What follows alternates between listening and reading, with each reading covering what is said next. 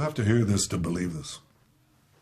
The International Criminal Court in The Hague is contemplating issuing arrest warrants against senior Israeli government and military officials as war criminals. This would be an outrage of historic proportions. International bodies like the ICC arose in the wake of the Holocaust committed against the Jewish people. They were set up to prevent such horrors, to prevent future genocides.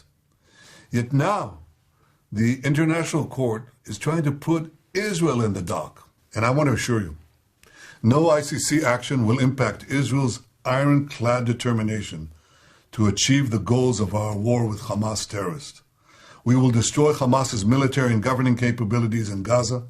We will release all our hostages, and we will ensure that Gaza never poses. The Palestinian struggle is not just a cry for justice.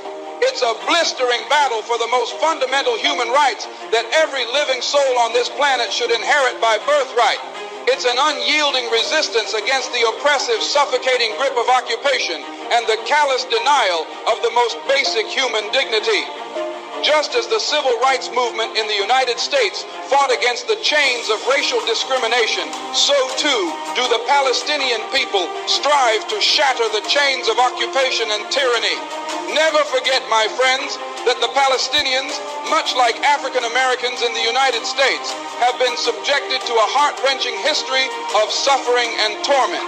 The birth of Israel in 1948 brought forth the mass expulsion and dispossession of hundreds of thousands of Palestinians from their ancestral homes and land. This is a historic injustice that continues to haunt the lives of Palestinians to this very day. The situation in Palestine serves as a brutal reminder of the consequences of colonialism and the ruthless dispossession of indigenous people. It is an agonizing reminder that the fight for justice knows no borders, and we must stand united in solidarity with all oppressed peoples, whether they reside in the United States, South Africa, or anywhere around the world. Let's be unequivocally clear. Advocating for the rights of the Palestinian people is not synonymous with denying the rights and security of the Jewish people. The fight for justice in Palestine is not an assault on any particular group, but an unwavering stand against the policies of a Zionist state that has for far too long stripped Palestinians of their rights.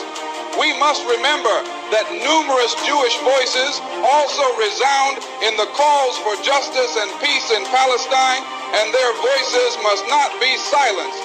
In our relentless pursuit of justice for the Palestinian people, we must also acknowledge that it is in the best interest of the entire world to seek a just and enduring solution to the Israeli-Palestinian conflict. It is a pursuit in the name of peace, stability, and the dignity of all mankind. But let me underscore this. The battle for justice in Palestine is not merely a political struggle, it's an elemental moral battle. It's the fight for the most basic human rights of a people who have suffered these injustices for far too long. It's the fight for the right to exist in peace and security, free from the ceaseless specter of violence and dispossession.